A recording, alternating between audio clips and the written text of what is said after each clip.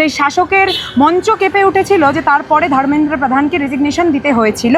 মমতা বন্দ্যোপাধ্যায় এক আন্দোলনের নাম, মমতা বন্দ্যোপাধ্যায় এক অগ্নিশিখার নাম। যদি মমতা বন্দ্যোপাধ্যায় অগ্নিশিখা না হতেন না, তাহলে মমতা বন্দ্যোপাধ্যায়কে আটকানোর জন্য এত চেষ্টা আজকের দিনে দাঁড়িয়ে যিনি মুখ্যমন্ত্রী আছেন উনি করতেন না। এইবারের 28শে আগস্ট শুধুমাত্র একটা বিষয় নিয়ে তো নয়, এইবারের 28শে আগস্ট অনেকগুলো বিষয় নিয়ে। এটা সেই বালি যেই বালিকে আপনারা নিজেদের হাতে যতটাই কুক্ষিগত করার চেষ্টা করবে ততটাই কিন্তু বালি সেই হাত থেকে ফসকাবে। এই 28শে আগস্ট ছাত্রছাত্রীদের চোখে, ছাত্রছাত্রীদের হৃদয়ে সেই সাহসটা থাকবে। আমি বরাবরই বলেছি যে আমাদের সাহস কিন্তু ছোঁয়াচ্ছে। এখন প্রশাসন আগেই বুঝেছিলেন যে আবেগ কোনোদিন ব্যারিকেড দিয়ে ব্লক করা সম্ভব নয়। মমতা বন্দ্যোপাধ্যায়কে শেষ করার ক্ষমতা মোদিবাবু কেন, শুভেন্দুবাবু কেন, কারণ নেই। 21শে জুলাই আমরা দেখেছি একটা গণবিস্ফোরণ, জনবিস্ফোরণ দেখেছিলাম, আবেগের বিস্ফোরণ দেখেছিলাম। এই একই জিনিস কি এবার 28শে আগস্ট দেখবো আমরা? যদি বলি 28শে আগস্ট এর থেকেও এক ধাপ বেশি দেখতে পারেন, খুব অবাক হবেন। কেন বলছি এই কথাটা?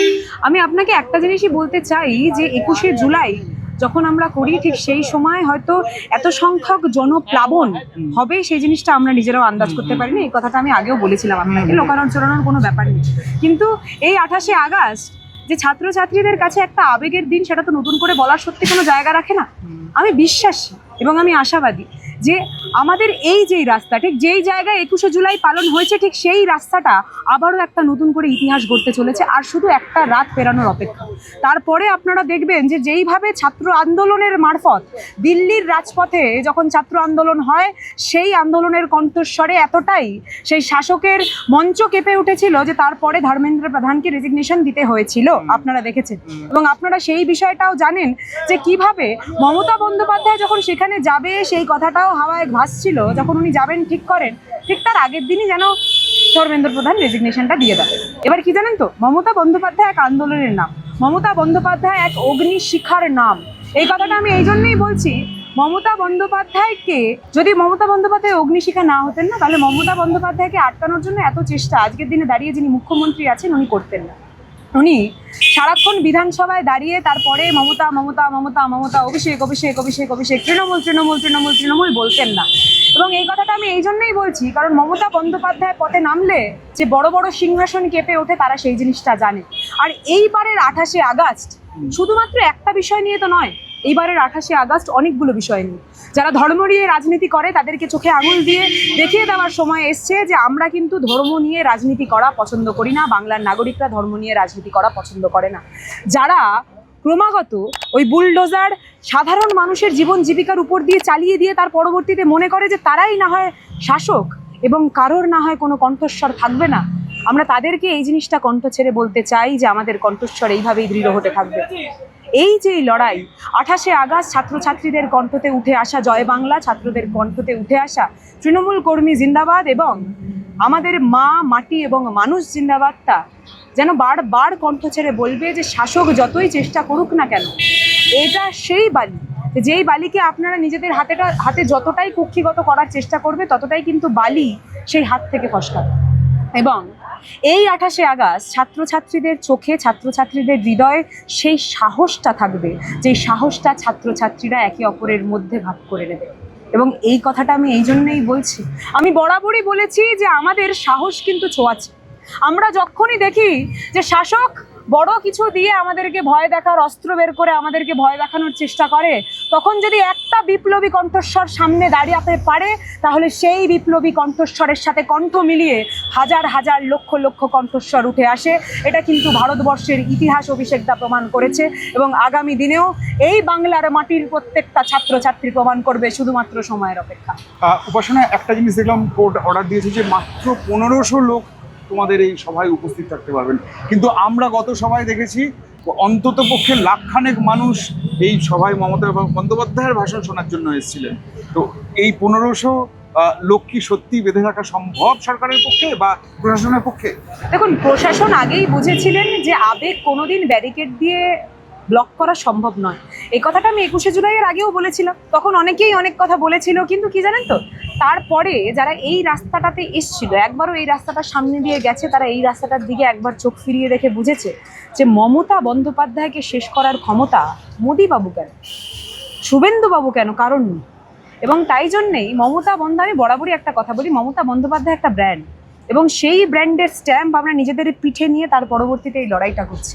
এবং কি জানেন তো, সেই ব্র্যান্ডটা আমাদের কি দেয়? সেই ব্র্যান্ডটা আমাদেরকে সাহস দেয়, সেই ব্র্যান্ডটা আমাদেরকে এই বাংলার সংস্কৃতির কথা যেন বারবার আমাদের কানের সামনে এসে বলে, সেই ব্র্যান্ডটা আমাদেরকে সুশিক্ষিত করে, সেই ব্র্যান্ডটা আমাদেরকে মানুষ করে। আজকে যখন আমরা বারবার সেই বিষয় নিয়ে কথা বলছি, যখন বারবার আমাদের চোখের সামনে সেই দৃশ্য উঠে আসছে যে কি করে বিজেপি 21শে জুলাইয়ের মঞ্চ যখন আমাদের ঠিক এই রাস্তার উপর গড়ে উঠেছিল, আপনারা জানেন, অভিষেকটা তোমরা জানো যে কিভাবে 20 তারিখ রাত্রিবেলা গুন্ডা লুম্পেন বদমাশদেরকে দিয়ে 21শে জুলাইয়ের মঞ্চ ঘুরিয়ে দেওয়ার চেষ্টা করেছিল। তোমরা দেখেছো সেই জিনিসটা। তারপরে তোমরা দেখেছো আমরা কাউকে ইনভিটেশন দিয়ে সেই রাতটা আমাদের সাথে জাগার জন্য কিন্তু অনুরোধ করিনি, কিন্তু মানুষ জেগেছিলেন, এত সংখ্যক মানুষ সেদিন রাত্রিবেলা জেগেছিল। আমি তোমায় কথা দিচ্ছি এই 27শে আগস্ট সেই সংখ্যাটা ডাবল হতে চলেছে। কেন 27শে আগস্ট বলছি? 27শে আগস্ট কিন্তু ঠিক যেমন 21শে জুলাইয়ের আগের রাত কিছু আশঙ্কা করছি। আসলে কি জানো তো, কাক যদি ময়ূরের পালক পড়ে তাহলে কাক কিন্তু ময়ূর হয়ে যায় না। সমানভাবে এরা যদি ভদ্রলোকের মুখোশও পড়ে, এরা কোনোদিন ভদ্রলোক হয়ে যাবে না অভিষেকদা। এবং তাই জন্যেই আমাদের এটা বিশ্বাস যে তারা ওই বেকা ল্যাজের মতো সেই স্বভাব নিয়ে কিছু না কিছু আবার করার চেষ্টা করবে। কিন্তু আমি তাদের সকলকে বলে দিতে চাই, আপনারা আসুন না, পিছে আমরা আছি। আমরা কিন্তু ব্যাটিং বোলিং করতে বেশ ভালোবাসি। আপনি যদি বল করেন, সেই বলে 6 কি করে হাঁকাতে হয় সেই জিনিসটা তৃণমূল কংগ্রেসের কর্মীরা কিন্তু জানে। আর এই ক্ষেত্রটা তো ছাত্রদের ক্ষেত্র। অভিষেকটা ছাত্রদের মনে যা আবেগ রয়েছে, সেই আবেগটা তো সর্বঊর্ধ্ব, সব কিছুর ঊর্ধ্বে। তাই সেই আবেগ যখন রাজপথের সাথে যুক্ত হচ্ছে, তখন যদি কেউ মনে করে ছাত্রদেরকে সেখান থেকে সরাবে, সেটা কিন্তু একটু ভুল ধারণা। তারপরে কি হবে? না হয় খেলা হবে। একটি বিষয় সম্প্রতি নজরে এলো, সেটা হচ্ছে যে শুভেন্দু অধিকারী বলেছেন মমতা বন্দ্যোপাধ্যায় ফেসবুকেই থাকুন, তিনি যাতে বাইরে না বেরোতে পারেন সে ব্যবস্থা আমি করবো। এটার পরিপ্রেক্ষিতে তোমার বক্তব্য কি? কোথাও কি তিনি এই চেষ্টা করছেন মমতা বন্দ্যোপাধ্যায়কে ব্যারিকেড দিয়ে আটকে রাখা? মমতা বন্দ্যোপাধ্যায়কে উনি ব্যারিকেড দিয়ে যতবার আটকে রাখার চেষ্টা করেছেন, ততবার মমতা বন্দ্যোপাধ্যায় ব্যারিকেড ভেঙে গুড়িয়ে দিয়ে বেরিয়েছে। এবং কি জানেন তো, ওনার মুখ থেকে যখন এই কথাটা আমরা শুনলাম, প্রথমত এই জিনিসটা আনএক্সপেক্টেড, এই জিনিসটা কোনোদিন আমরা এক্সপেক্ট করিনি। যদিও এটার সাথে সাথে এই কথাটাও আমি বলতে বাধ্য হচ্ছি, যখন বিধানসভার মঞ্চটা শুধুমাত্র ব্যক্তি স্বার্থ চরিতার্থের জন্য এবং একটা রাজনৈতিক দলের বিরুদ্ধে কথা বলার জন্য ব্যবহৃত হয়, তখন থেকে আমরা না হয় বুঝতে পেরেছিলাম, জানেন তো। কারণ বারবার শুভেন্দু অধিকারী কিন্তু বিধানসভার মঞ্চটাকে শুধুমাত্র তৃণমূল কংগ্রেস, মমতা বন্দ্যোপাধ্যায়, অভিষেক বন্দ্যোপাধ্যায় বিরোধী একটা মঞ্চ হিসাবেই ব্যবহার করে এসছে।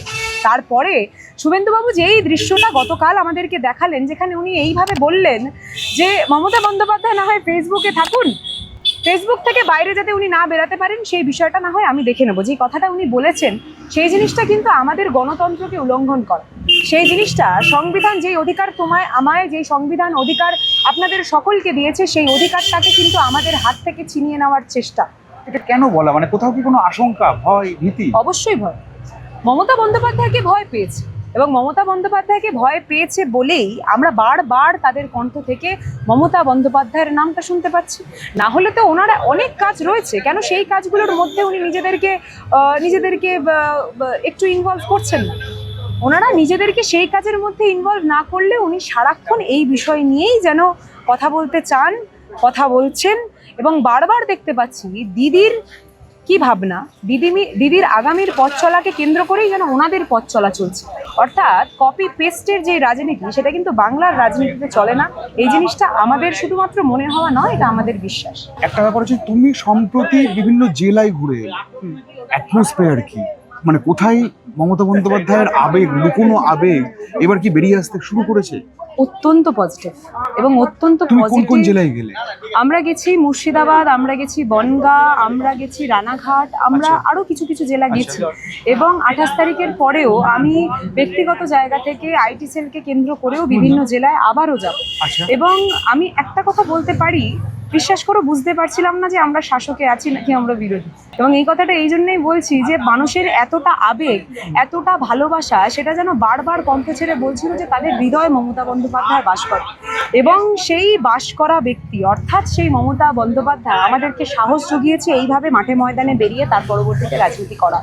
তাই বলতে চাই যে মমতা বন্দ্যোপাধ্যায়কে হৃদয়ে নিয়ে, তার আদর্শকে চোখের জ্বলন্ত আগুন বানিয়ে প্রত্যেকটা মানুষ বিভিন্ন জেলায় কিন্তু বেরিয়েছে, আগামী দিনেও বেরাবে। এবং এই কথাটাও বলতে চাই, যারা 15ই আগস্টের দিন আমাদেরকে লক্ষ্য করে ডিম ছোড়ে, তাদের কিন্তু এবার ভয় পাওয়ার সময় এসছে। তারা স্বাধীনতাকে ভয় পায়, আমরা স্বাধীনতাকে নিজেদের হৃদয়ে আগলে নিই এবং সেই স্বাধীনতাকে নিজেদের হৃদয়ের শক্তি করে, আগামীর শক্তি করে আমরা এইভাবেই কিন্তু এগিয়ে যাব। ভয় পাবে তারা যারা আমাদের শাসক, আমাদের স্বাধীনতা চেনাতে চায়। সম্প্রতি সুপ্রিম কোর্ট 20 জন সাংসদকে নোটিশ পাঠিয়েছে, একই সঙ্গে স্পিকার ওম বিড়লাও 20 জন সাংসদকে চিঠি পাঠিয়েছেন। কোথাও কি তোমার মনে পড়ছে যে এবার সাংসদ পদ খারিজ হয়ে যাবে? অভিষেক বন্দ্যোপাধ্যায় তো বহুদিন ধরে এটা নিয়ে নিজে বলে আসছেন, স্পিকারকে বলেছেন, বারবার বিভিন্ন প্রশাসনের কাছে ওই কথা একই বারবার বলে আসছেন। এবার কি মনে হচ্ছে খারিজ হয়ে যেতে যেই পারে? লোকসভার সাংসদ ওনারা নিজেদেরকে দাবি করছে, সেই লোকসভার যদি একটা বড় সংখ্যক মানুষ যদি বলতে পারে যে ওনারা তাদের সাংসদ, এই জিনিসটা যদি তারা মান্যতা দেয়, তাহলে তাদেরকে আমরা সাংসদ হিসেবে মান্যতা দিতে রাজি আছি। কিন্তু কি জানেন তো, যারা গদ্দার, যারা বেঈমান, তারা কিন্তু প্রমাণ করে দিয়েছে যে তারা যখন মমতা বন্দ্যোপাধ্যায়ের সাথে গদ্দারি করতে পারে, তখন তারা খুব নির্দ্বিধাতেই সেই প্রত্যেকটা ব্যক্তির সাথেও গদ্দারি করতে পারে, যাদের ভোট নিয়ে তারপরে তারা সাংসদটা হয়েছে।